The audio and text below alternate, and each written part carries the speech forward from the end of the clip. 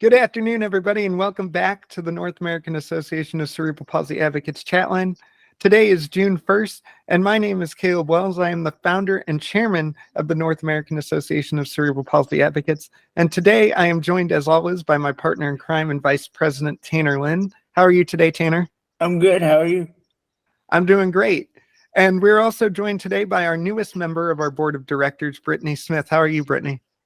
I'm doing great. That's awesome. So if you've been following the podcast for a while, we talk about a lot of different things on the show.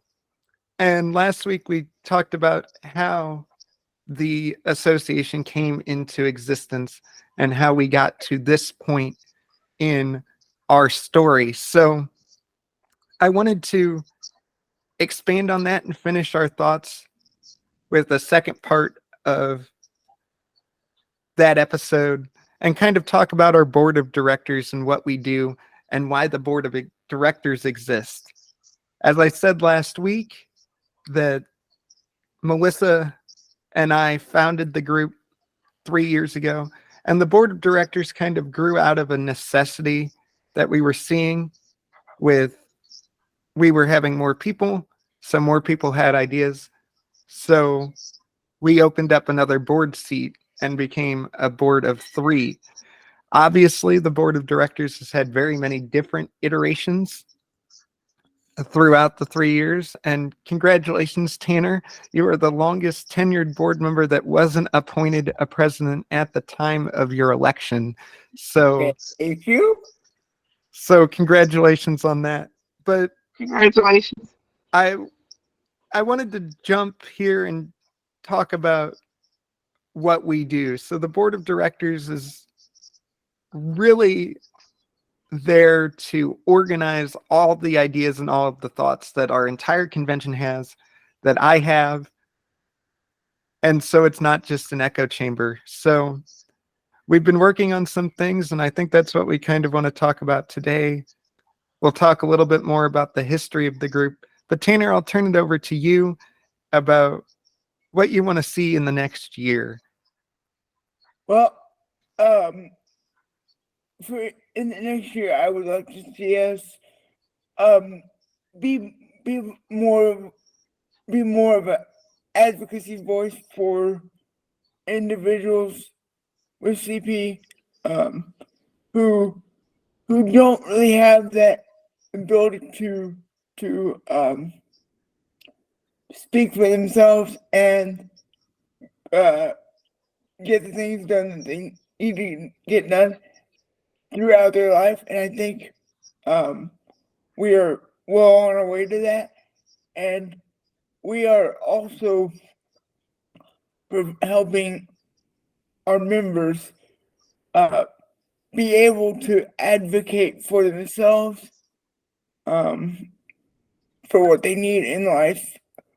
And they weren't even sure that they weren't even aware that they needed some of the things that they know now because of this group. So I think we're well on our way. So that's awesome. And to piggyback off of that, a couple things you said stood out to me there. One, I do think we need to go back to that third founding principle. If you listened last week, we had 3 founding principles in our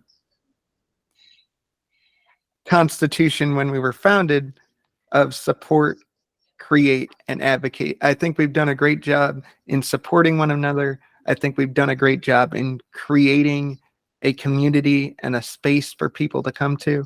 Now I think it's time to focus on that advocacy piece. And you said it right there. You kind of landed on the button.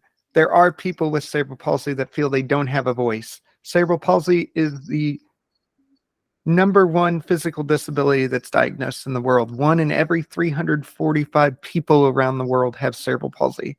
And some of them don't speak up, and there are services that they don't even know about. So I think being able to bring that forward is a great piece of the puzzle that we're starting to figure out. And Brittany, I'm going to let you go here with this question. Just kind of talk about your emotions and how you feel about coming into this crazy world that Tanner and I have brought you into. So go ahead and start with that. I'm, I'm not gonna lie. I was a nervous wreck when I was brought into this because I honestly I had never been put in charge of like a group, like all the stuff that goes on behind the scenes, plus meetings, plus coming up with topics and keeping the conversation going. And I'm like I'm like I'm sitting over here like how are they going to entrust me with all this? Because I've never done anything like this, but I think in a way it's a good learning experience for me. So just take it one step at a time. But I'm honored to, take the position and take on that role and be a part of this. So I, thank you. I don't think we thank you enough for stepping up and doing this. And I know for me, all this kind of comes second nature. I really enjoyed being here. If you listen to our meeting that we had on Tuesday night, which is on the YouTube channel, shameless plug, it's on the YouTube channel. I really find getting to do this as the best job I ever had. That's how I define it. And it's not really a job, but I really love to see people grow and people find their voice. And I want that for all of our members. And I think when we decided to appoint you to the board of directors, that was the biggest goal that I had for you, was to find that leadership quality that I know you have in yourself, and you've never really gotten to exercise that muscle. So don't be afraid. We're not going to let you fall. We're really going to help you prosper in this role, and I know that you can do it. So I think the board of directors, in a way, is a terrifying thing, I because could not agree more. I don't want it to seem, when we founded the group, I didn't want it to seem like there was a separation. I wanted all of us to be one association family. Mm. Though I realize, and we realized throughout building this up, you can't let the inmates run the asylum. So you have to figure it out. And I think we as a team have figured it out. And Brittany, you're going to fit right into that. And we have all these rules. We have all these boring meetings. Oh, the meetings. It's fun for me because I like that stuff. But I'm pretty sure you guys get bored with what I have to say and how we have to go about doing certain things. But Well, in a way, even though me and Tanner are, part of this too, you're like the head of it too because like you keep us in line. So sometimes I don't even feel like I'm responsible for my own breakfast. So to think that I'm in charge of this whole operation is not necessarily how I wanted it to be perceived. But I really do think that we have a good team and we're going to do some good things. We've talked about going ahead and starting a book club.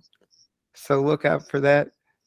And really being able to create more community as well as having that advocacy piece. Because yes, Mhm. we have a great support group for the people that are there. But Yes. now we want to expand that into more, create more of a community. And I think that this piece of the puzzle, the podcast itself, is a great way to do that. It kind of strips back that wall, creates more transparency throughout. Mhm. I could be completely wrong about that, No, you're not. Mm-mm. but we are being able to engage with people that have never been to a meeting. And I hope that some of the conversations we have, because a lot of the conversations we have here spill into meeting. And I hope, and our hope for this podcast is not only to give us a way to communicate with our own convention, but reach out to people that are feeling lost, that are looking for a home, for lack of a better terminology. So if you're listening to this and have never been to a meeting, please reach out to us because we'd love to have you. Yes, we would really love to have you. And another thing that I know Tanner and I have talked about, and we've talked about a little bit with you, Brittany, is reaching out to people that are impacted with cerebral palsy that don't have cerebral palsy. Mhm. Do not give me that look, Tanner, because I think you know what I'm going to say. So on the show before, we've used that term parenting toolbox, right? We have to look at being a parent in generality of you have all these things that you've learned growing up, plus all the things that you've learned since being a parent, and that all molds you into how you teach and lead your young people throughout their lives. And I want this podcast and the group to become part of that parenting toolbox, per se. I really have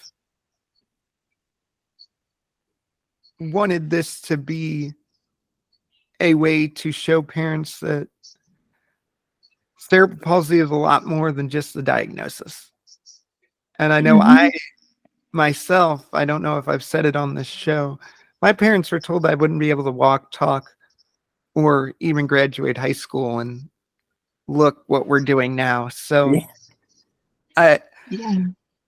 I really want that to be the important thing. And also for younger people with cerebral palsy. Because it is isolating as a kid. I had friends with cerebral palsy, but I didn't see them all the time. No. So For for me growing up, like there was nobody else in my school with the same disability as me. So it was I still had friends, but I never did have like that connection, um, and had like friends with CP inside of like, through elementary, middle, and high school that have the same, disability. So and not that's a go ahead, Brittany. not until like I got older and, you know, met friends online. So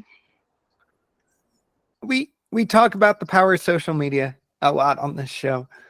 And social media is very much a double-edged sword. It can be a great place and it can be an absolutely awful place.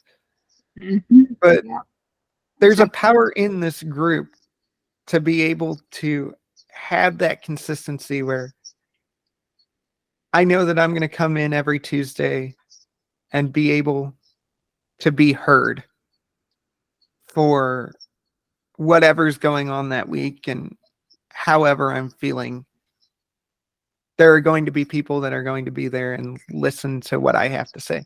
You raised your hand, Brittany. What would you? I accidentally hit the button. I'm Oh, sorry. oh. And I think for Tanner and I especially, we didn't grow up that far away from each other. We've talked about this on the show before. We kind of grew up in the shadow of one another. And so to be able to meet in a space like this really is a testament to what the true mission of the group is. We had a tagline with our original t-shirts that we were creating community through support and advocacy. I couldn't even remember what it was. Creating community through support and advocacy. And again, like we said last week, that one-on-one, that face-to-face really changed the game. And Tanner, I'm going to let you go because I know you want to say something. Right now, it is time to thank our partners. Yes, our great friends over at Giraffe Bottle. Summer is here, friends, and the rising temperatures across the country means hydration is more important than ever. A Giraffe Bottle hands-free drinking system is an easy way to stay hydrated. Beat the heat this summer and purchase a Giraffe Bottle Tower Bundle starting at $57 at giraffebottle.com. That's giraffe, like the animal, bottle.com. The Tower Bundle includes a 24-ounce Giraffe bottle, a stainless steel wheelchair mount, and a 15-ounce neck straw. The Giraffe Bottle assistive hydration technology is designed to be flexible and easy to use for people of all abilities, with accessories available to mount wherever needed. Giraffe Bottle solutions are great for wheelchairs, desks, beds, tables, walkers, and more.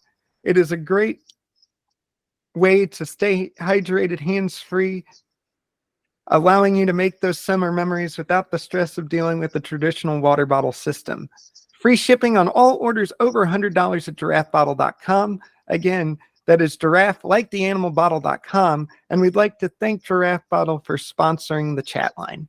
We can get back into the conversation here. And Tanner, I'm going to throw it to you and let you talk about your experience with us here at the association. So my experience with the association, particularly, was when I came in. I, like Brittany, did not hardly know anybody with CP, and now that I've been in this space, not only in this space, but throughout my life now, I'm meeting more people with disabilities and CP, and it's very eye-opening because, like Caleb and I said, we didn't grow up that far apart, and we have that connection, but we still have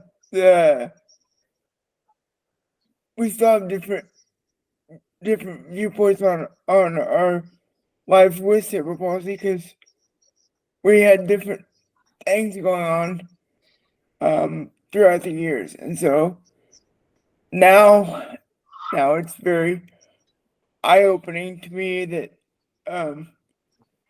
we're not the only ones out there. Like we always think I'm the only one out there dealing with this. No, you're not. And so, yeah, that's kind of where I am. And thank you to Caleb and Melissa and the whole association for opening my eyes to not being the only one. So I'm going to lob this question to both of you. Ooh, I knocked my microphone over. I'm going to lob this question to both of you about how did you guys meet? Oh, geez. How did we meet? We met through We another. met through it.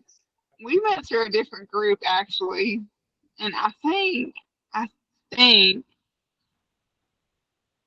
either I sent you a request or it was vice versa.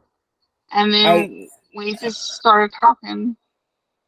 Yeah, I think it was. I think it was Youth in one or something. And it was just it. It was just like, okay, now I know. Now that I've known Brittany for a while, bring her into the association because she can learn from this just like I did. So I and now Brittany's part of this. So Now either Brittany's kind of stuck with us. yes, she is. Sorry, Brittany, but you're stuck. I mean, can I, no, can I back up anytime? yeah. Well, No, I'm no, joking. I mean, that's on your own prerogative. We're not holding you captive here. Oh, no, I was just picking. No, we want it to be a space where people can come and express their individuality and really understand, to use lack of a better phrasing, that cerebral palsy doesn't define who you are. You're still an individual. It's part of your Yeah. personality, but it's not everything. It's not the be all end all, because I know a lot of us growing up are just defined as the kid in the wheelchair or the kid with cerebral palsy. And that's That's not a And like, piece of who we are, but it's not who we are. and like, sometimes not everybody. I'm just saying there's like a few people that, you know, they automatically see you and their tone just automatically changes when they see, you know, like the walker or the crutches or the wheelchair. And that, I think that was the hardest part for me growing up because people automatically assume just because you have a physical disability doesn't mean, means that you're not capable, to like speak up for yourself or like, you know, you know what I mean? I know exactly what you mean. And it brings up two very good and very distinct points, that one that I wasn't even going to bring up, and the other one that we were going to talk about here.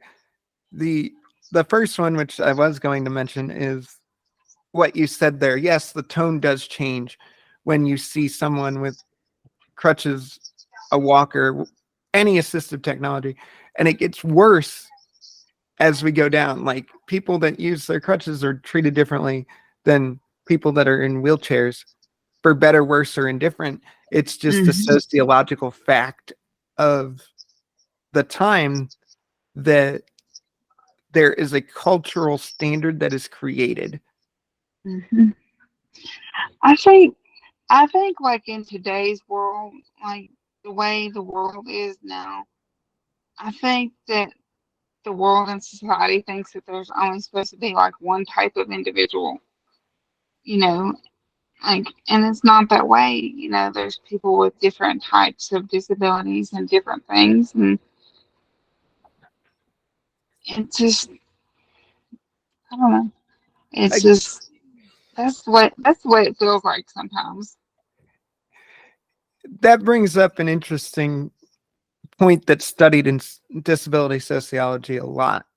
Is,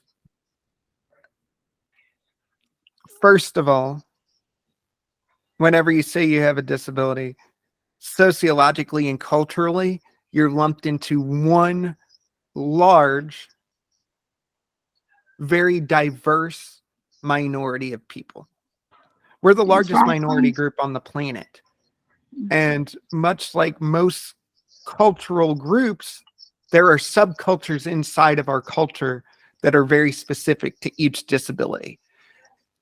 And what happens is when disability is studied, it's studied in 3 separate categories that are distinct in their own right, but they break down to physical, mobility disabilities. Well, I guess there's 4. So physical mobility disabilities, intellectual disability, and emotional disability. Inside each of those groups are subcultures and divisions that are very distinct and very diverse in their own right. And that's what people don't understand. And even within that kind of idea, we talk about this with Down syndrome a lot. There's a certain look, there's a certain feeling that we all conjure up when you say the words, I'm diagnosed with Down syndrome. Yeah. It's very distinct. But each of those people have an individual personality, and it's all dependent on who they are, how they were raised, and where they were raised. Yeah. People also don't realize that we're the only minority group that people can join at any time. Disability is a birthright. It doesn't happen necessarily always at birth. Nope. Mm-hmm. It can happen through an accident. It can happen through any kind of trauma. So Yes. I think if we could get that idea out there, that because I've talked to a lot of people that have become paralyzed or blind later in life that were like, I didn't think about this until this happened to me. And I think if we can get out in front of that and say, our biggest bargaining chip is to say, this could happen to you tomorrow. This could happen to your kids tomorrow. This could happen to your mom, your aunt, your uncle, whatever. Mm-hmm. Yeah. And I think if we could get through in that sense of the word, I think we would have a lot more progress being made. Cerebral palsy is different in the case that, yes, cerebral palsy is a birth defect. Mm-hmm. But on the whole, in terms of disability is not a birthright. Nope. And so that's what it breaks down to. And the second point you made there, Brittany, going back to your original statements, that kind of caught my eye was there's that one general idea that we have, and everybody thinks that blindness is, you're blind. Mm. But 90% of people who are diagnosed as legally blind can see something. Yeah. So it's only about 10% of the blind population that is completely blind. And I think, again, the important things about groups like ours and the National Federation of the Blind, the American Alliance of the Deaf and Hearing Impaired, is to help people understand and fully grasp that we are not just the diagnosis. No. And I know we've talked about that Exactly. before, so I'm not going to jump too deep into that, but I will throw it this way, because another thought that's kind of percolating in my head, and I know we're going a little long, is that we can understand these things by talking to each other, and even in the sense that a lot of disabilities cross over and people don't get that. So we're not afraid of having other people come into the group and learning about cerebral palsy. That's what we want. And Yeah. I guess I'll throw it to you guys to see what else you guys have to say before I wrap this up. I would say that, like, yes, cerebral palsy is something that happens at birth, but again, like Caleb said earlier, you never know, like, when you can become paralyzed from an accident. And if you're paralyzed from an accident or something, you don't realize until it happens what you have to go through. And not saying that having a disability is the worst thing ever, but It's not, but continue. it's not. It's fine. But like there's a lot of things that once you're paralyzed, you fully understand to an extent of what a disabled person deals with on a daily basis, and that's what I'm trying to say is just be aware if you're listening to this, and you don't have to be, just be aware of things that you might say to somebody with a disability.